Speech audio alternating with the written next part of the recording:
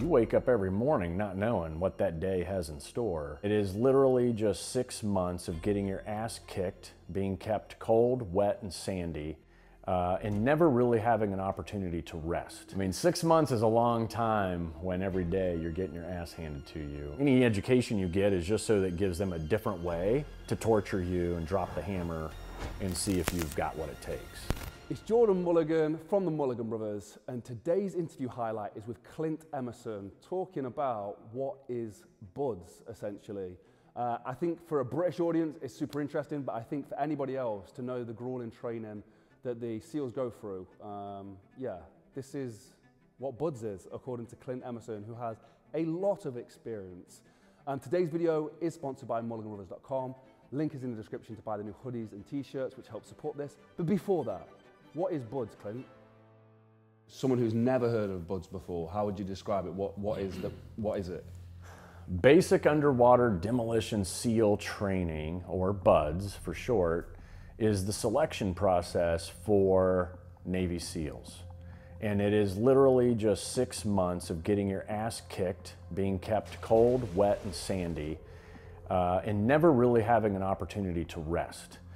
And the focus is first very much physical, which ends up turning into a mental game.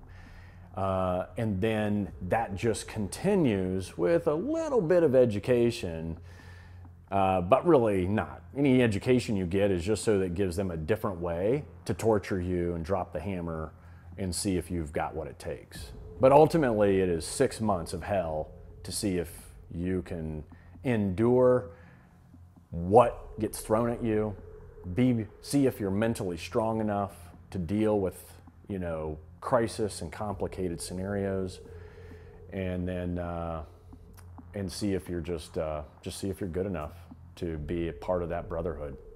Was there anything that stood out, like a specific moment in that process for you? There were a lot of moments that stood out. I mean, 6 months is a long time when every day you're getting your ass handed to you. I think for me, where I had the most anxiety was when it was pull comp, which is a week of underwater stress tests, right? And I think it was exacerbated because of having that childhood experience of borderline lost at sea, without a swim buddy, and not knowing if I was going to make it home alive, right? And so when that moment came, when I'm underwater, you're on these old Jacques Cousteau rigs, twin 180s on your back, double hose regulator, old school systems. And they do that on purpose because you can pull that out and tie these big whammy knots in the hoses while you're going back and forth along the bottom, right? And while you're going back and forth, you don't know when the attack is coming, but it's coming. And you just keep going back and forth. The instructors are up there circling like sharks, and they're waiting for the right time. And that right time for them is when you exhale, and all those bubbles come out. Then those guys come down and they literally beat you underwater, take away your air immediately, pull your mask off your face, tie the hose in a knot, loosen your shoulder straps, chest strap, waist strap, take your weight belt off, it falls immediately onto the bottom of the combat training tank, toss you around, slap you in the head, and then now you have to start solving your problems in a orderly fashion, because if you get out of order, you fail. So you have no air, and now you have to start putting everything on in a specific order, right? So the first thing you do is get your weight belt. You lay it across the back of your calves so that it keeps you on the bottom. Then you try to find your mask. You get that on, and you're gonna have to clear your mask, but you have no air to clear your mask because you push on the front of your mask, right? Which opens up and loosens the seal around your nose, and you blow out your nose, the bubbles replace the water, and now you can see, right? But wait, you can't do that yet. So you need air first. So then you've got your mask and you're getting everything, you're kind of collecting it up to include your fins. And now you've got to take your rig, put it on over, put your arms through the straps, get your chest strap done. You've untied a knot that's in your rig, of course. You get air, Now you can clear your mask, put your fins on. Anyway, you go through the whole process, and then you just start going back and forth across the bottom again. And meanwhile, they're up there circling like sharks, and then they wait until you exhale again, and they come down and do it again. And they do it to you over and over and over again to see if you're gonna quit, to see if you'll bolt to the surface. Because if you take off to the surface, that's considered quitting, right?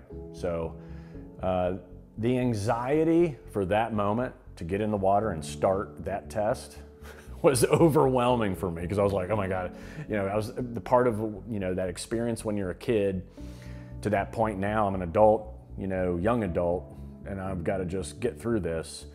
And then once I got down there and got going, it just kind of all went away. The anxiety went away. You kind of surrender to them. As soon as you get that first hit in the head, you just kind of go limp, and you let them do whatever they want to you. And then you just remember the process. Okay, put this on first, do that second, do that third, and just get through it calmly. At least pretend to be calm, even though inside you're like, I want air, right? And then do it again, and before you know it, it's over, and they say, you passed. You're like, thank God. But that's just one day in BUD/S, right? And every guy has a different day where their anxiety is a little higher than others. And it just really depends on your own personal strengths and weaknesses and vulnerabilities, because BUD/S will certainly find your vulnerability and force you to face it. And then when you face it, it can either take advantage of you, or you can take advantage of it, and that's really what it boils down to. When I've heard people speak about the military training, like at this extreme level, there is the physical side of it, which is, you have to be so fit, so tremendously strong, fast, healthy, but it always seems like it boils down to the mentality and like having that mindset and being able to deal with stressful situations. How much was it for you, mental versus physical? The principle is that they leverage the physical beatings to ultimately break you down mentally. That's the whole point of the whole process in the military, whether it's a boot camp or when you get to BUD/S, which is considered one of the toughest selections in the world. They break you down physically, which then inevitably breaks you down mentally and emotionally. And I feel like every guy's probably got a different answer, but for me, the mental aspect of it was where I was strong, because I was physically 150-pound skinny runt. So all I had was this, and so for me, getting through whatever the test was of the day started here and ended here. Where a lot of guys, you had Naval Academy athletes, you have even professional athletes that stop what they're doing to try and become a SEAL. And you're surrounded by some of the greatest athletes in the world that show up to BUD/S to see if they've got what it takes.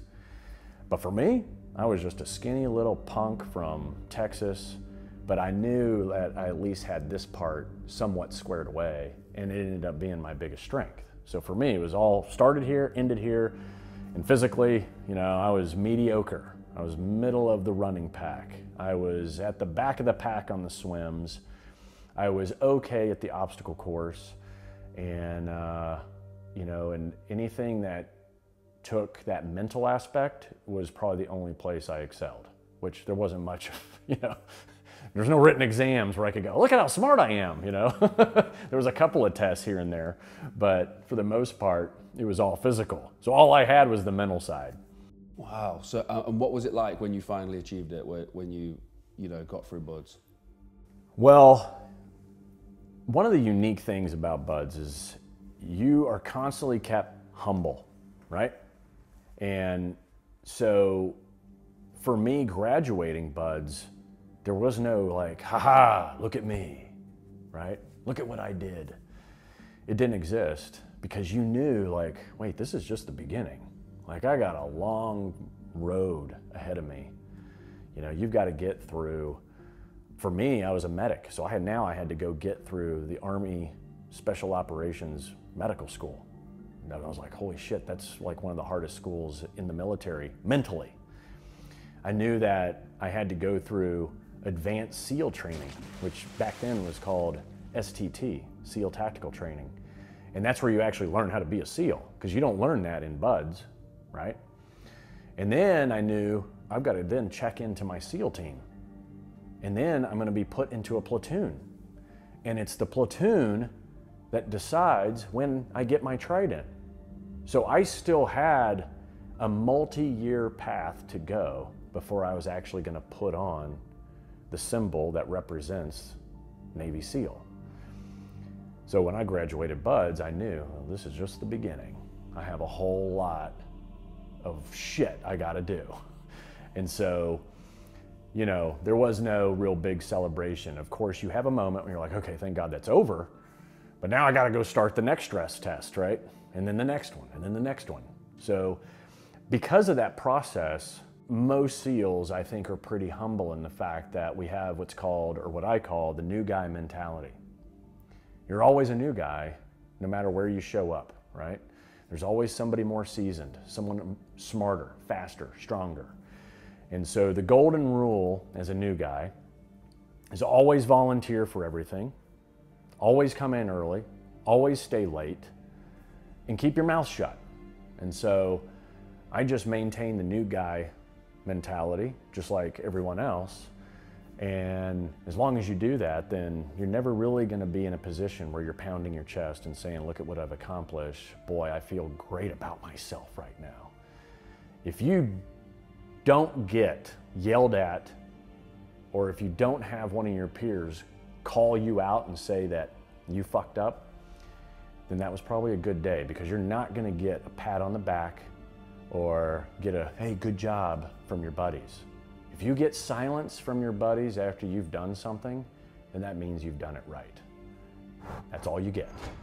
And there you go. That is what BUD/S is. Thank you, Clint. Obviously, an extremely tough training. If anyone is thinking of doing it or taking a career path in that direction, I hope this has helped. I hope you can share this with somebody else as well. On another note, transferring that into everyday life, you've got to do uncomfortable stuff. You've got to do stuff that makes you feel uncomfortable on a day-to-day basis. Do something that sucks. That's my opinion. Every single day I want to do something that I don't want to do. It creates character. And once it becomes easy, make it harder. Do something else. Make it become more difficult. For me, we've got an ice bath just over there, and I like to fill it with as much ice as possible, get it as cold as possible. I don't like jumping in it, but once I have done it, I have accomplished something. Same with the workouts. Same with the powerlifting, the marathons, whatever I want to do in physical training, I do it a lot of the time because I don't want to do it. Does that make sense? Do stuff that sucks. If you want to see more from Clint, his socials are linked down below. If you want to see more from myself, it's at Jordan Mulliganbrother. And today's video was sponsored by Mulliganbrothers.com. The link is in the description, and we have some brand new training hoodies coming very soon, which I'm super excited to release. So keep your eyes peeled. Have a blessed and productive day, and I'll see you in the next one. Peace.